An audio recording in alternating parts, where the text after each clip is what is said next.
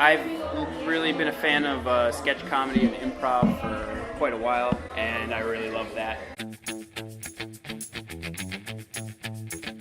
Since I moved to Montreal about 3 years ago, I have been doing improv at Theatre St. Catherine, and I started this workshop at the instigation of a friend, Sozo, who found a way to fund it and get it going and encouraged me to open up a new space for free improv.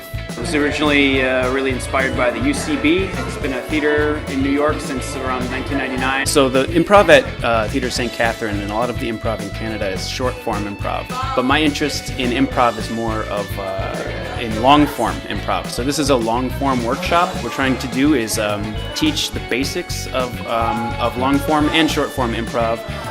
Things like agreement, taking advantage of things you should establish in the scene, like being positive, knowing your scene partner, not asking questions, not saying no to things, saying yes. As the course goes on, adding more complex skills so that people can basically just get on stage and perform a 25-minute long form in front of an audience. Well, we do exercises mostly. Games are slightly different. Game is a tricky term when you're talking about improv because there's a concept known as game of the scene, which is finding out what is the funny part of the scene. And then there's games like for scene structures where the audience can at any point say should have said to one of the actors, and then the actor has to change their line. What we do are more exercises. So for example, today we did an exercise where we were passing suggestions around the circle. But we did that, but we did the word association circle, the circuits. Yeah, the circuits. I mean, there's tons and tons of different exercises.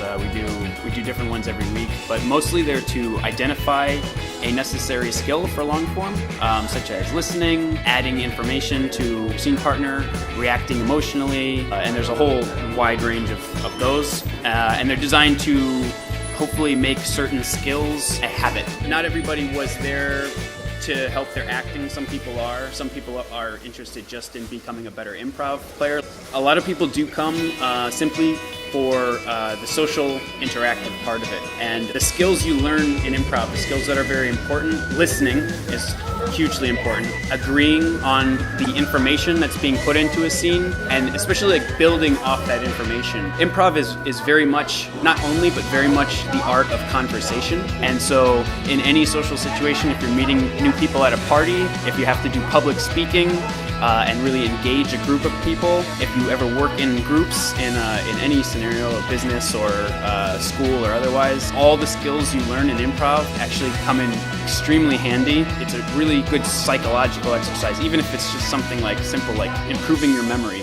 It really does help for life. It makes you a better communicator and a better collaborator. I personally am not very good at working with script or sketch comedy because I find it very hard to repeatedly generate the same emotion and deliver it. What I like about improv is that it's very much instantaneous. It's reality gripped both hands of your mind and used time and space as it happens. The reason why I was teaching this workshop, basically, I've been doing improv for like almost a year now. Something that Will noticed is that I was really good at making offers in a scene that are really crystal clear and that basically pin down everything and don't leave any doubt to my partner as to what the scene is about. So when he asked me if I could guest teach for his workshop, I said sure. So that's when I decided to do a workshop on really clear initiations. I think that was the main focus of the workshop. Last week there were like 17 people. It ended up being kind of confusing, but everyone had fun. Not wanting to control things so much, I think that's a problem that newbies in general have. For instance, if I say, hi Tom, and you say, my name's Mark, that's you trying to keep control of the scene. Sometimes it's good, but you really have to put the needs of the scene first. And what's good for the scene is for the story to just move forward. So the quickest way to do that is to give up control and just go with whatever your partner said and figure it out. You know? Improv is like stand-up for lazy people. It's a different skill set, and I think both are important to have. However, I've been interested in trying stand-up for well over a year. I've never taken the time to actually write jokes, whereas in improv, I just show up and master the use of these tools, and the comedy just happens organically from there. My only goal with this is basically to open up a place where people can do long-form improv for as little money as possible. Money is not really an interest for anyone doing improv. You're never going to make money doing improv. So, and I think that's sort of one of the things I like about it, because it's free from any other motivation. It has to be. So for me, the reason I would start something like this is just because I don't really care about money and I really love improv. So my goal actually for the members, everybody in here to be able to do shows. I think more improv would make the world better.